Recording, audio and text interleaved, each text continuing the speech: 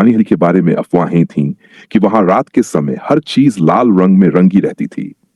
लोग कहते थे कि जो भी इस हवेली में रात बिताता वह या तो पागल हो जाता या गायब हो जाता। एक दिन एक साहसी युवक अर्जुन ये जानने के लिए हवेली में प्रवेश करता है कि क्या सचमुच कुछ रहस्यमय घटनाएं हो रही हैं। जैसे ही वह अंदर जाता है, उसे लाल रंग की रोशनी दिखाई देती है और अजीब आवाजें सुनाई देने लगती हैं। धीरे धीरे वह महसूस करता है कि हवेली में एक भूत या आत्मा है जो लाल रंग से जुड़ी हुई है।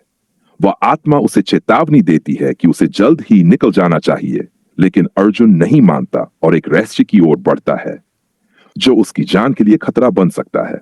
अर्जुन हवेली में रात बिताने का फैसला करता है। हवेली के भीतर प्रवेश करते ही उसे एक अजीब सी ठंडी हवा महसूस होती है और दीवारों पर लाल रंग के धब्बे दिखाई देने लगते हैं, जैसे कुछ बहुत पुराना खून हो। जैसे ही वह आगे बढ़ता है, उसे एक कमरे से एक धीमी सी आवाज सुनाई देती है।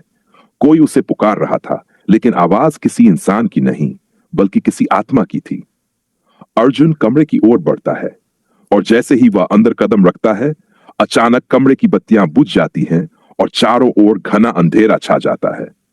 तभी कमरे के बीचों बीच एक जलती हुई मोमबत्ती जलती हुई दिखाई देती है और उसी मोमबत्ती की रोशनी में वह देखता है कि दीवारों पर लाल रंग में कुछ अजीब सा चित्र उकेरे गए हैं।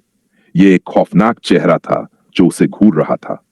अर्जुन को डर महसूस होता है, लेकिन वह समझता है कि उसे इस रहस्य को हल करना ही होगा। इसी दौरान कमरे में अचानक एक साया दिखता है। यह एक महिला का साया था जिसका चेहरा पूरी तरह से बर्फ की तरह सफेद और आंखें लाल रंग की जलती हुई थीं। महिला ने डरावनी आवाज में कहा, तुम यहां क्यों आए हो? यह हवेली मेरे खून से रंगी हुई है और अब तुम भी इसका हिस्सा बनोगे। अर्जुन ने खुद को संभालते हुए पूछा, तुम कौन हो और तुम्हारा इस लाल रंग से क्या रिश्ता है? महिला की आवाज गहरी हो गई। मैं एक समय इस हवेली की मालकिन थी, लेकिन लाल रंग मेरा शाप बन गया। जब मैं जिंदा थी तो एक भयानक हादसे में मेरी हत्या कर दी गई। मेरी आत्मा अब इस हवेली में बंधी हुई है और इस लाल रंग में मेरा खून समाया हुआ है।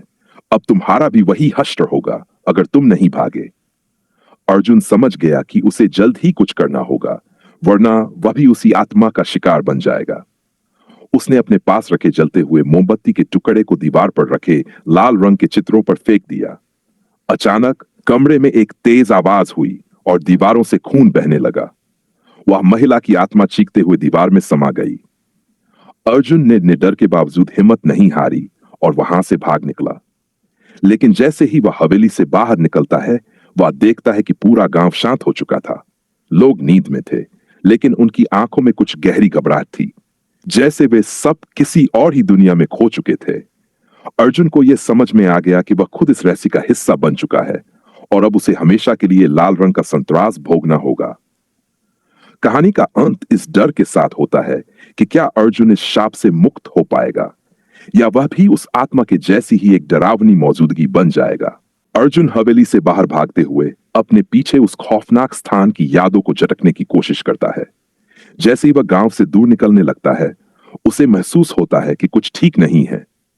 गांव के लोग जो पहले उसकी मदद करने का वादा कर रहे थे, अब अजीब तरीके से शांत हो गए हैं। उनकी आंखों में एक गहरी उदासी और डर दिखाई देता है और उनकी चालें भी अनजान सी लगने लगी हैं। अर्जुन सोचता है कि शायद यह सब कुछ उसकी आंखों का धोखा हो, लेकिन तभी उसे एहसास होता है कि उसे जिस तरह का शाप उस आत्मा से मिला है, वह अब उसे पूरी दुनिया में फैलाने की योजना बना रही है। जैसे ही वह रास्ते में चलता है, उसके आसपास की चीजें धीरे धीरे लाल रंग में बदलने लगती हैं। पेड़, पत्थर और आसमान सब कुछ लाल हो जाता है। अर्जुन घबराया हुआ महसूस करता है, क्योंकि यह वही रंग है जो हवेली में उस आत्मा के साथ जुड़ा हुआ था। वह समझ जाता है कि यह शाप अब उससे पीछा नहीं छोड़ने वाला। और जैसे ही वह यह सोचता है, उसके सामने अचानक एक भयंकर तूफान आ जाता है। आसमान में काले बादल घेर लेते हैं और तेज हवाएं चलने लगती हैं। अर्जुन को कुछ समझ में नहीं आता, वह बस दौड़ने लगता है, लेकिन यह शाप उसे हर कदम पर घेरे रहता है। पेड़ उसकी तरफ बढ़ते हैं और उसकी राह में अजनबी चेहरे उभरते हैं जो सिर्फ लाल आंखों से उसे घूरते हैं।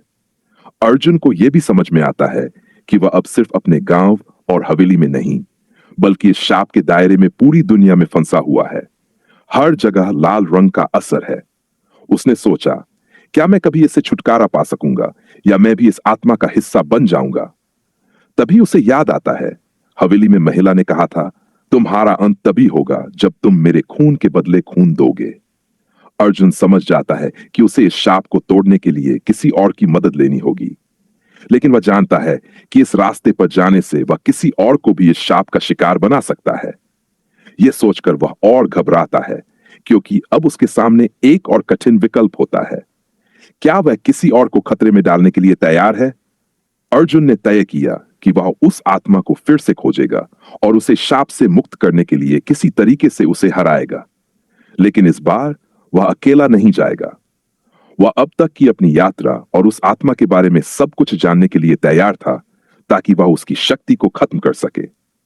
कहानी का अगला मोड़ तब आता है जब अर्जुन एक पुराने जादुई ग्रंथ को पाता है, जिसमें उस आत्मा को हराने का तरीका लिखा होता है।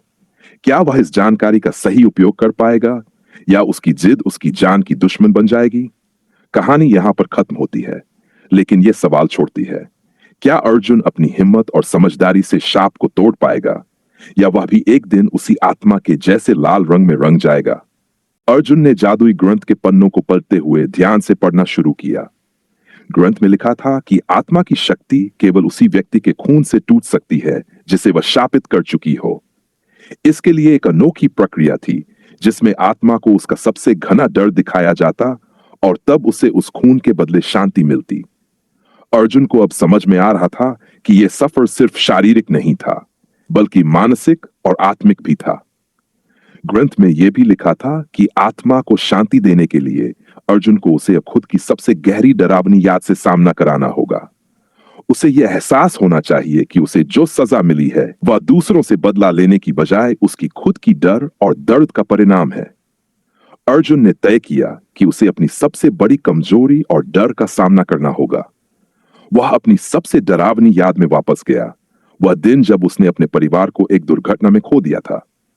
वह दृश्य फिर से उसकी आंखों के सामने आ गया और वह महसूस करने लगा कि असल में वह कभी भी इस दुर्घटना को भूल नहीं पाया था। अर्जुन ने आंसू रोकते हुए अपनी यादों में खुद को खो दिया। वह खुद से कहने लगा, यह दुख हमेशा मेरे साथ रहेगा, लेकिन अगर मैं इसे स्वीकार कर लूं तो यह मुझे और नहीं डराएगा। जैसे ही उसने ये सोचा, हवेली में वापस वही लाल रंग उभरने लगा और हवा में हलचल होने लगी। अर्जुन ने अपनी आंखें बंद की और खुद से यह वादा किया कि वह अब उस आत्मा के डर से नहीं डरेगा। आखिरकार उसने अपने भीतर की शक्ति को जागृत किया और उस आत्मा से कहा, मैं तुम्हारे डर और दुख को समझ चुका हूं। अब हम दोनों को इस शाप से मुक्ति चाहिए। तभी हवेली में एक जबरदस्त कंपन हुआ और उस महिला की आत्मा फिर से सामने आई। उसका चेहरा अब उतना भयंकर नहीं था और उसकी आंखें अब लाल की बजाय शांत और उदास हो चुकी थीं। वह धीरे से बोली, तुमने वह किया जो मुझे कभी नहीं लगा था कि कोई कर पाएगा। अब तुम्हारा समय आ गया है। अर्जुन ने अपनी आत्मा की पूरी शक्ति को महसूस किया और उसे अपनी सबसे बड़ी ताकत समझी। जैसे ही उसने उस आत्मा की आंखों में देखा, अचानक एक तेज रोशनी ने हवेली को घेर लिया। वह आत्मा धीरे धीरे गायब होने लगी और कमरे का लाल रंग फीका पड़ने लगा। कई घंटों तक हवेली में शांति छाई रही। अर्जुन ने महसूस किया कि शाप टूट चुका था। हवेली अब उस भूतिया ताकत से मुक्त हो चुकी थी। लेकिन जैसा कि ग्रंथ में लिखा था, अर्जुन को अपने सफर पर चलने से पहले वह शक्ति का एक हिस्सा छोड़ना पड़ा। उसने अपने डर और दुख को पूरी तरह से छोड़ दिया। अर्जुन अब जानता था कि शाप केवल उस पर नहीं, बल्कि उस पर काबू पाने वाले हर व्यक्ति पर था। अब वह खुद को नए तरीके से देख रहा था, एक ऐसी आत्मा के रूप में जिसने अपने डर का सामना किया और उसे पराजित किया। कहानी का अंत यह बताता है कि भय हमें सिर्फ उस समय तक डराता है जब तक हम उससे भागते हैं, लेकिन जब हम उसे देखकर उसका सामना करते हैं तो वह भय हमें कभी भी नुकसान नहीं पहुंचा सकता। लाल रंग का संतरास अब एक ऐसी कहानी बन चुकी थी जहां डर के पार जाते हुए अर्जुन ने अपनी आत्मा को शांति दी और उसने दुनिया को यह सिखाया कि सच्चा साहस अपनी सबसे बड़ी कमजोरियों को पहचानने और उन पर काबू पाने में है।